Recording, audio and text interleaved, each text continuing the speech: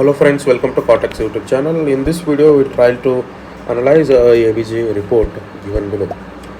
So pH here is 7.30, which normal range is 7.35 to 7.45. PaCO2 is 38, the normal range is 35 to 45. Bicarbonate is 18 here, the normal range is 22 to 26. Sodium 140, potassium 4, chloride 102.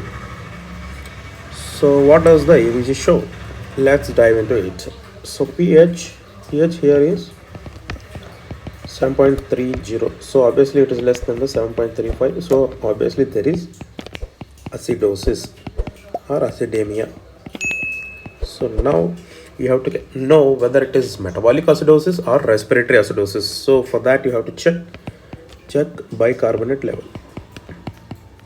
If it is low, it is metabolic acidosis. If it is high, it is respiratory acidosis. So here bicarbonate is how much? 18. Yeah, bicarbonate is 18, which is less than normal value. So obviously it is metabolic acidosis.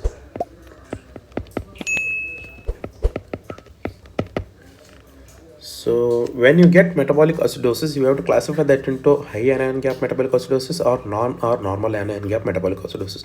Before going to that, we will calculate the compensation, whether lungs are doing fine or not. So for that, see, when compensation means when there is metabolic acidosis, when there is bicarbonate loss, so body tries to, see, there is metabolic acidosis, CO2 is acidic in nature, body tries to throw the carbon dioxide out.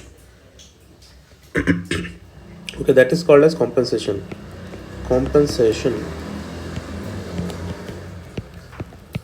So expected PaCO2 is equal to bicarbonate plus 15. So bicarbonate is here is 18 plus 15 means 33. So 33 expected PaCO2. What we expect in this patient to have PaCO2 is 33, but what he is having is 38. So 38 is is more than 33. So obviously more than 33. So obviously there is more acidic carbon dioxide in his blood. That means more acid in his blood. So there is, see, compensation never overshoots. And here he's having more CO2 in his blood, means there is a respiratory component also. There is a addition to metabolic acidosis, there is a component of respiratory acidosis. Why respiratory acidosis? See, anything related to CO2 is respiratory, and here CO2 is acidic, so more acidic, so more acidosis. Respiratory acidosis, there is a component of respiratory acidosis also. So as of now, this ABG shows metabolic acidosis with respiratory acidosis. Now see, whenever you get a case of metabolic acidosis, you have to calculate anion gap, metabolic acidosis. So how to calculate, check anion gap. How to calculate anion gap? Anion gap is given by sodium minus chloride plus bicarbonate. So sodium here is 140 minus chloride here is 102, I guess. Yes, 102. Bicarbonate here is 18. So if you do this math, 140 minus 120, you will get 20. Anion gap is 20. Obviously more.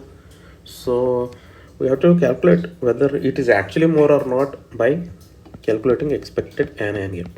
So what I mean by expected, this means anion gap in this patient. See, this patient is having anion gap of 20. What is expected to have? Like expected is PaCO2, we expect some anion gap for this patient. So expected anion gap is given by 12 plus pH correction plus albumin correction. So albumin is not given in this patient, so assuming it is normal, so there is no need to correct the albumin correction. pH correction, whenever pH is acidic in nature, we have to do -2. That means this patient is acidic, so pH is less than 3.5, so we have to do -2, so it comes around 10. So expected anion gap in this patient is 10, but he is having more anion gap, 20. So obviously there is a high anion gap metabolic acidosis, that is HAGMA. So this patient is having HAGMA, high anion gap metabolic acidosis, plus respiratory acidosis. So you have to correct both. So additional bonus point for this video is the causes of hugma. Causes of hugma can be remembered with a mnemonic, simple mnemonic cult. K stands for ketoacidosis.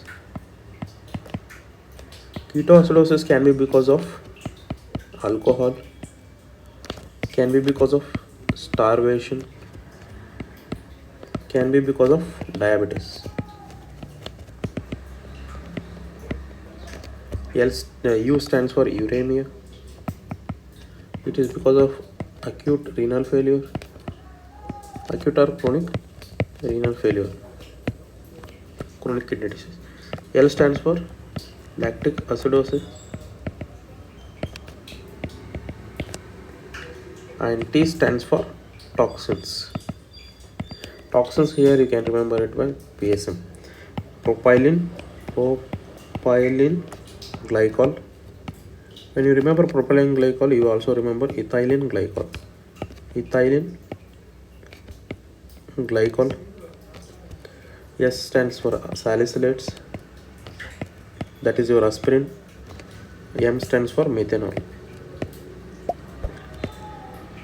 Okay, that's it.